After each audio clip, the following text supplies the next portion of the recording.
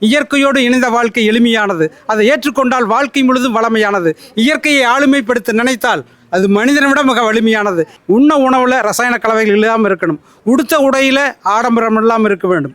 இருக்கும் இருப்பிடத்தில் அதுலேயும் ஆடம்பரம் வேண்டாம். அப்படி இருக்கும்போது உயிர் சுழற்சியோடு மகிழ்ச்சியாக உங்கள் ஈண்டெடுத்த பெற்றோருக்கு நீங்கள் ஒரு நல்ல வாரிசாகவும் உங்களுடைய வாரிசுக்கு நல்ல பெற்றோராக வாழ்ந்து வாழ்க்கையை நீங்கள் நினைப்பது போல் நிறைவு செய்து கொள்ள முடியும். இன்றைக்கி உலகத்தை நல்லது கெட்டது விமர்சனம் செய்யக்கூடிய தகுதி ஒரு விவசாயி ஒருத்தருக்கு தான் உண்டு. வாயால் பேசி காதால் கேட்டு வாயால் பேசி காதால் கேட்டு வாழ்ந்த வேளாண் சமுதாயம் தொழில் என்ற நிகழ்வில் மண்ணினுடைய உயிர் சுழற்சியை அது மறுமுயற்சிக்கு வர்றதுக்கு வாய்ப்பு இல்லாமல் இன்றைக்கி என்ன ஆகி போச்சு, ஒரு இடைவெளி ஏற்பட்டுச்சு. அந்த இடைவெளியை பொதுவெளியாக்கக்கூடிய நம்ம தங்கவேலனை பொறுத்த ஆத்மாக்கள்லாம் பெரும் முயற்சி எடுத்து செஞ்சிட்ருக்காங்க.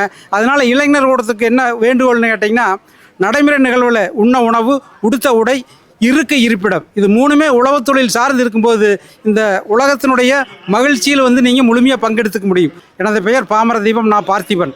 தமிழ்நாடு இயற்கை மருத்துவ சங்கத்தில் பயிற்சி முகாம் ஆசிரியராக இருக்கேன். மத்திய அரசாங்கத்தில் CCROIன்ல இயற்கை வேளாண்மை இயற்கை மருத்துவத்துறையில் பிரச்சார அமைப்பில் இருக்கேன். மீண்டும் சந்திப்போம். இது பற்றி சிந்திப்போம். வாழ்க வையகம், வாழ்க வையகம், வாழ்க வளமுடன்.